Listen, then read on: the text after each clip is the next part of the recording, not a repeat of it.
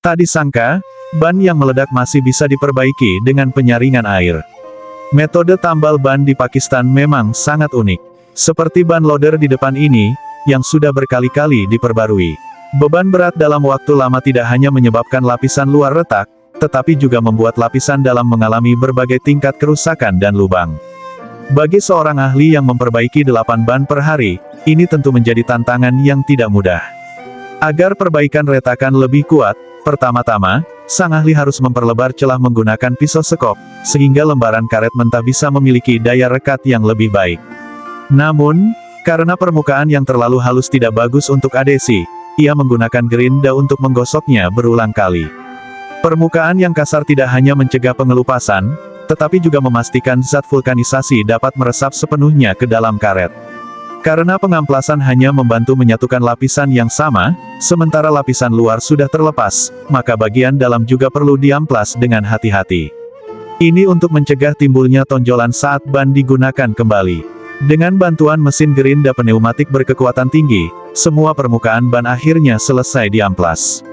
Namun, karena serbuk hasil amplas masih tersisa di celah-celah dan tidak bisa dikeluarkan hanya dengan mengetuk menggunakan palu, sang ahli harus membakarnya dengan api.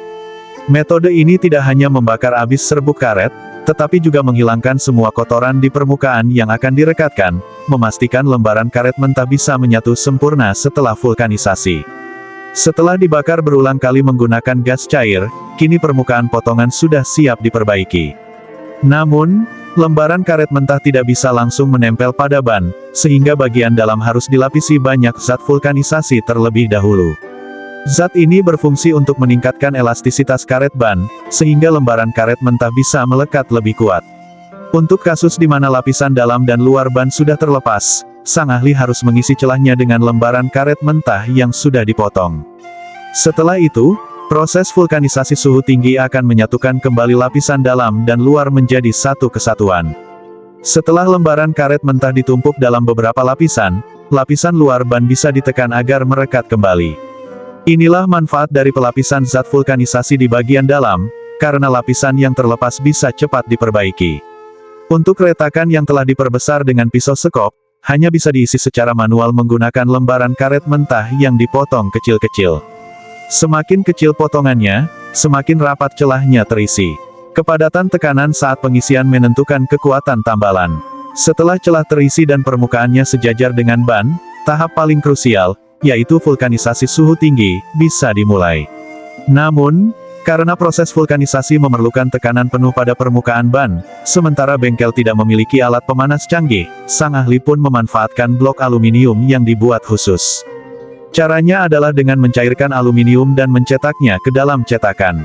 Sambil menunggu aluminium mencair, ia juga harus mencampurkan tanah liat dengan air dan memasang pelat besi di meja kerja. Ini berfungsi sebagai cetakan luar untuk pengecoran aluminium. Setelah pelat besi diolesi tanah liat di sekelilingnya, cetakan pun siap digunakan. Aluminium cair kemudian dituangkan ke dalam cetakan untuk memastikan kontur permukaan ban bisa tertutup dengan sempurna. Inilah kecerdikan para tukang tambal ban di Pakistan. Karena seorang yang tangguh tidak pernah mengeluh tentang lingkungannya. Setelah blok aluminium benar-benar dingin dan mengeras, ban yang telah ditambal bisa dipasangkan dengan blok aluminium ini. Meskipun suhu tinggi akan melelehkan lembaran karet mentah, kontur blok aluminium akan membantu membentuknya kembali. Setelah proses vulkanisasi suhu tinggi selama 2 jam, ban yang meledak dan ini akhirnya berhasil diperbaiki. Cara tambal ban di Pakistan memang benar-benar unik.